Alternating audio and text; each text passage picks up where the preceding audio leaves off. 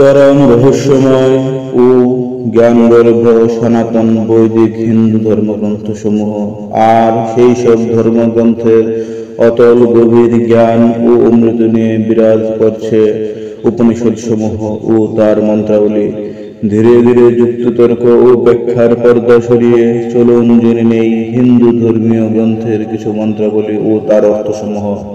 জানতে হলে এবং এই চ্যানেলে নতুন হলে এখনই সাবস্ক্রাইব করুন আমাদের বাঙালির তন্ত্রমন্ত্র ইউটিউব চ্যানেলটিকে।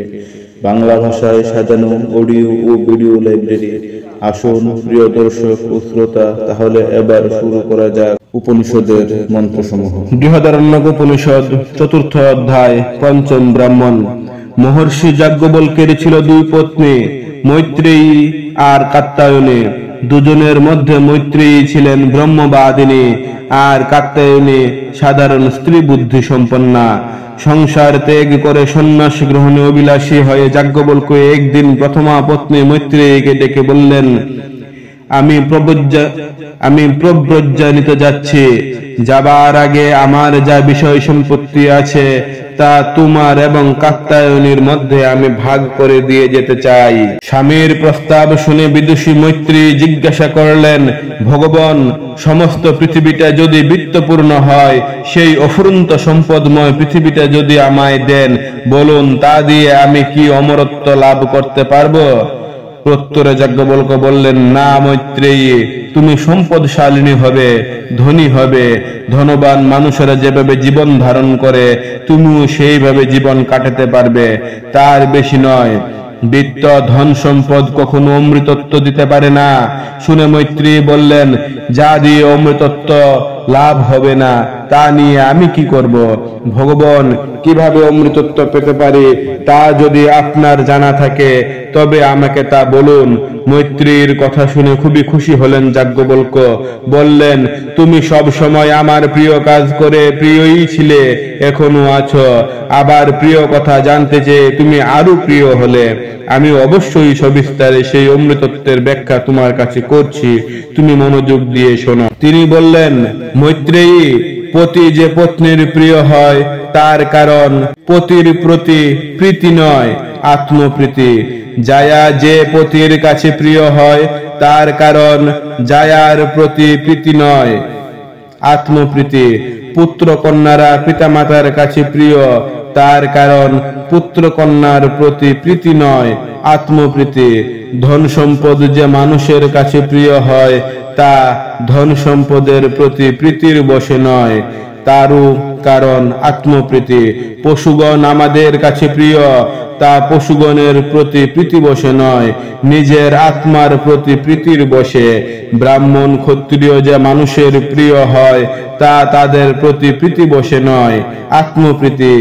স্বর্গাদি লোকালোক, দেবগণ, বেদসমূহ, ভূতসমূহ আমাদের প্রিয়, তার কারণ তাদের প্রতি প্রীতি নয়, আমার আত্মপ্রীতির কারণেই তারা প্রিয়।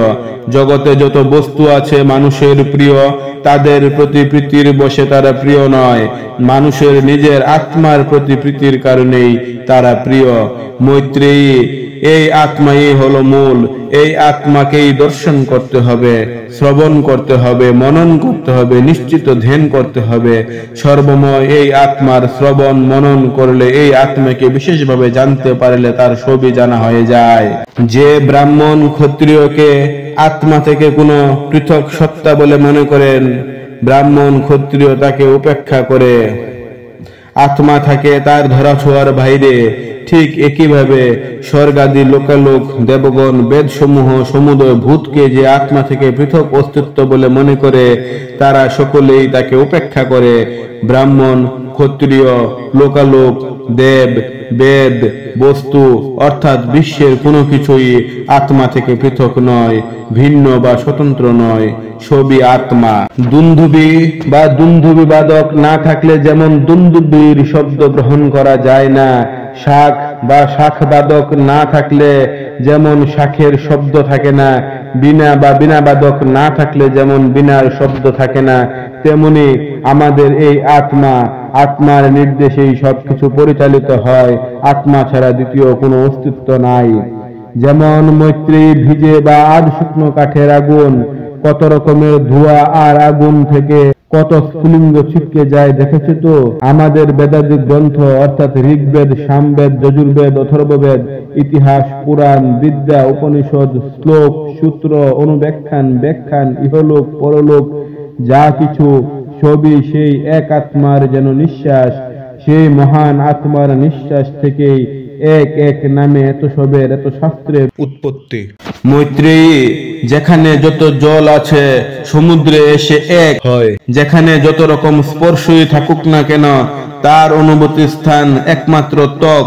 যাবতীয় রসের আস্বাদ, গন্ধের আঘ্রাণ, রূপের দর্শন, শব্দের শ্রবণ একমাত্র জিভ, নাক, চোখ, কান। যেমন যত সংকল্পই করো না কেন সবই কিন্তু একমাত্র মনের সংকল্প। যাবতীয় বিদ্যা আশ্রয় করে থাকে একমাত্র হৃদয়কে, যাবতীয় কর্ম একমাত্র হাতকে, যাবতীয় আনন্দ একমাত্র উপস্থকে।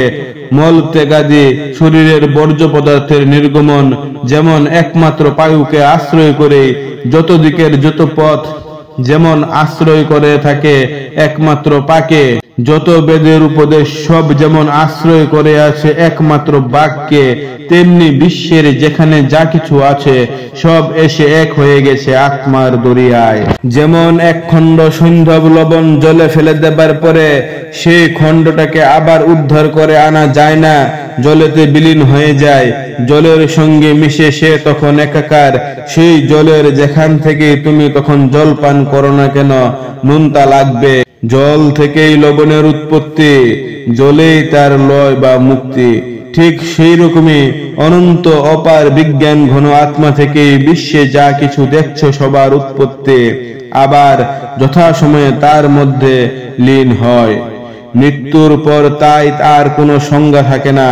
বিদুষী মৈত্রী বলে উঠলেন, ভগবান, আপনার এই কথাটা আমাকে মোহের মধ্যে ফেলল, আমি ঠিক বুঝতে পারলাম না।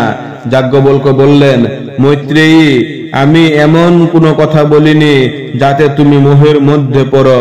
আমি বলতে চেয়েছি এই যে আত্মা, ইনি অবিনাশী, সেই সঙ্গে কোনোভাবেই তাকে উচ্ছেদ করা যায় না।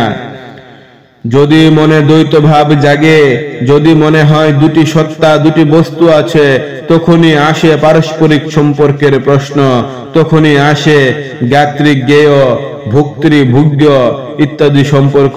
তখনই দেখবার শক্তি নিয়ে যে প্রবল, সে দেখে দৃশ্য, আঘ্রাণ শক্তি, রস গ্রহণ করার শক্তি, কথা বলার শক্তি, মনন করার শক্তি, স্পর্শ করার শক্তি, জানার শক্তি নিয়ে যে প্রবল, সে আপন আপন শক্তির গ্রহণীয় বস্তু যেমন ঘ্রাণ, রস, কথা, মনন, স্পর্শ গাতব্যকে গ্রহণ করে, যেমন খাদক গ্রহণ করে খাদ্য।